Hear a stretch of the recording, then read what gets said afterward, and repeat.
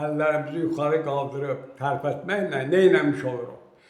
Biz ayaqlarımızın və əllərimizin ucunda olan çoxlu kapilyarları fəallaşdırmış oluruq.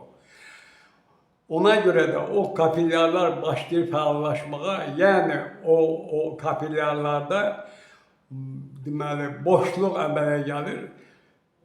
Ürəkdən gəlib aorta damarının kapilyarlara birləşdiyi yerdə boşluq əmələ gəlir, vakuum əmələ gəlir.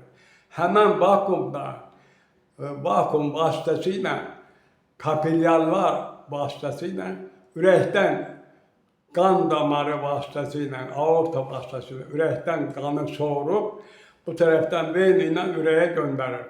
Bunu eləyən, bu işi yerinə yetirən kapilyarlar olur. Çünki biz kapilyarları fəallaşdırırıq, onlarda da vakuum əmələ gəlir. Nasos formasında, nasos necə suyu vurursa, soğurub vurursa, bu da ürəkdən qanı soğurub, yenə də bu tərəfdən vena ilə ürəyə vurur. Deməli, qan dövranının hərəkət verici qüvvəsi kapilyarlar olur. Bunu nə işi kəşf edib? Həkimlər deyir ki, qan dövranının hərəkət verici qüvvəsi ürəkdir. Bunda ne işe etiraz ediyor? Deyir ki, yok, kapilyarlardır hərəkət verici qüvvəsi. Buna ne işe həkim olmadığı üçün onu qəbul eləmirlər. Onun dediğini qəbul eləmirlər. Ona görə də ürəklə oynaya qalıblar, ürəyə də elə bir müalicə eləyənmir həkimlər.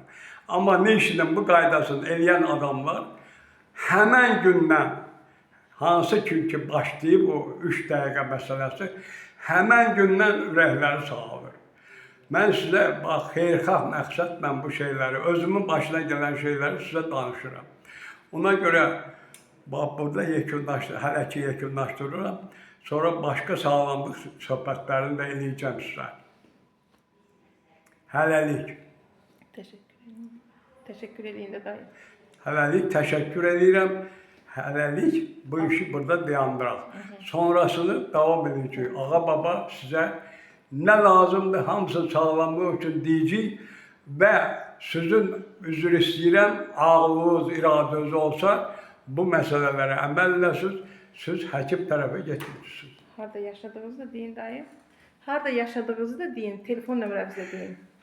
Və sağlam yaşayıcısınız məni kimi və uzun ömürlü olursunuz. Məni kimi 10 nəvə, 8 nəticə, bəlkə Allah qoysa, bəlkə kötükçə də olacaq.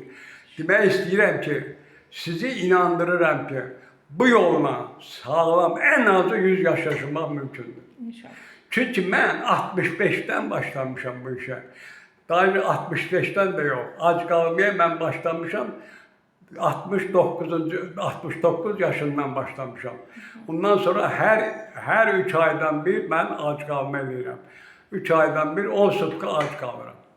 Ona görə də mən hal-hazırda mənim 88 yaşım var və düzdür, qıçımın biri təsadüfi kəsilibsə də o möcüzə nəticəsində olub bu iş, amma o sağlamlıqdan olmayıb. Onu da o barədə də sizə danışaram. Necə kəsilib. Amma əsl bədənimə sağlamlığa qalanda hal-hazırda mən tam sağlam adamam. Bu həmən ac qalmanın, həmən sidin içmənin nəticəsidir.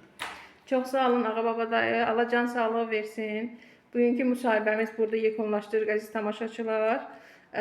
Ağa babanın müasir dövrün mövləsi olan ağa babanın tövsiyələrinə qulaq assaq, İnşallah biz hamımız sağlam yaşayacağıq və ağa baba dayı necə deyir ki 88 yaşı var, nə təzyiyi var, nə bir narahatçılığı var, heç bir narahatçılığı yoxdur, ürəyi sağlam, bütün orqanları sağlamdır. Travma nəticəsində ayağını itirib. Deməyim budur ki, ağa baba dayının yəni söhbətlərindən doymaq olmur.